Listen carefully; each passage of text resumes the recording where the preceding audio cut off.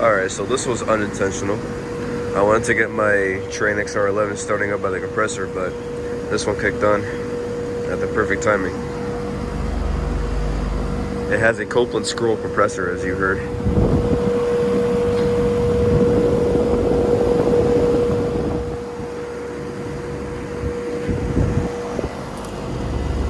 (2017) 2-ton 14 seer. So it's very cold. It's good.